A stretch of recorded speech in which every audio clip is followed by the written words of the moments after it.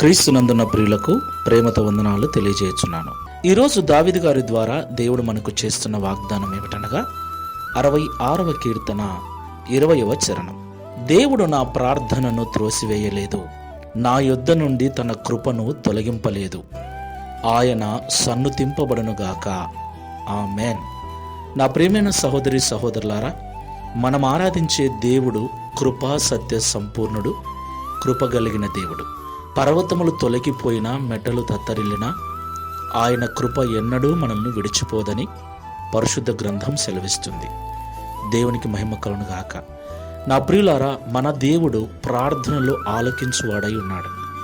మనము చేసే విజ్ఞాపనలకు మనం పెట్టే మరొక ఆయన చెవియొగ్గి మనకు సహాయము చేయు దేవుడై ఉన్నాడు. దేవునికి మహిమ కలుగును గాక. ఆయన మన ప్రార్థన ఎన్నడూ త్రోసివేయడు.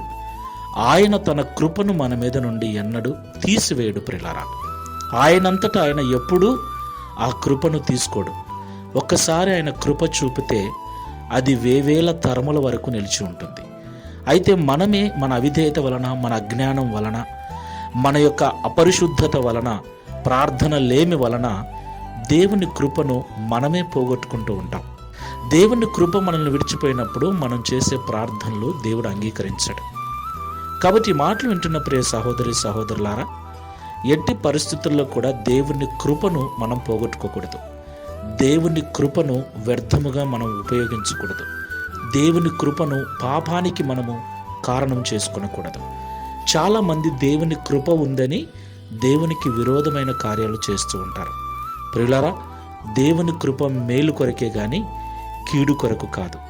దేవుని కృప ఆశీర్వదించబడట కొరకే గాని అజ్ఞానంలో నడుచుట కొరకు కాదు. కాబట్టి మాటలు వింటున్న మనం అందరం కూడా ఒకసారి పరిశీలన చేసుకుని ప్రార్థన చేసుకుందాం. కృపా సత్య సంపూర్ణమైన యేసయ్య, పరిశుద్ధమైన మీ నామమునకు స్తోత్రములు చెల్లిస్తూ ఉన్నాం.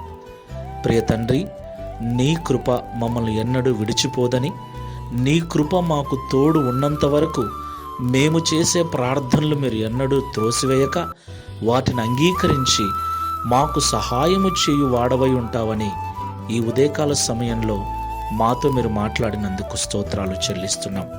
అయితే కొన్నిసార్లు అవిధేయంగా మేము వేసిన అడుగుల వలన, అజ్ఞానములో మేము చేసిన పాపము వలన నీ కృప మమ్మల్ని విడిచిపోవటానికి మేమే కారకులమవుతున్నాం.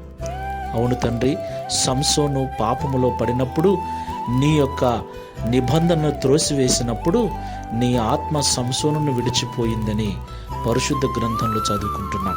ప్రియ తండ్రి, అలాగున మేము అజ్ఞానముతో, అవివేకముతో అడుగులు వేయకుండా నీ యొక్క వాక్యమును బట్టి వివేకము కలిగి నడుచుకున్నటకు సహాయం చేయమని, నీ సన్నిధిలో మేము చేసే ప్రార్థనలు ఎల్లప్పుడూ నీ ద్వారా అంగీకరించబడి మా స్థితిగతులు మార్చుకొనుటకు, మా అనారోగ్య పరిస్థితులు, ఆర్థిక పరిస్థితులు సరిచేసుకున్నటకు సహాయం చేయమని, తద్వారా దావీదు వలె మేమును సాక్ష్యం ఇచ్చినట్లుగా కృప చూపమని, ఈ మే మాసమంతయు కాపాడిన మీ కృపను రాబో నూతన మాసమంతా కూడా మాకు తోడుగా ఉంచి నడిపించుమని సర్వశక్తిగల యేసుక్రీస్తు వారి నామములో ప్రార్థించి వేడుకుంటున్నాము తండ్రి.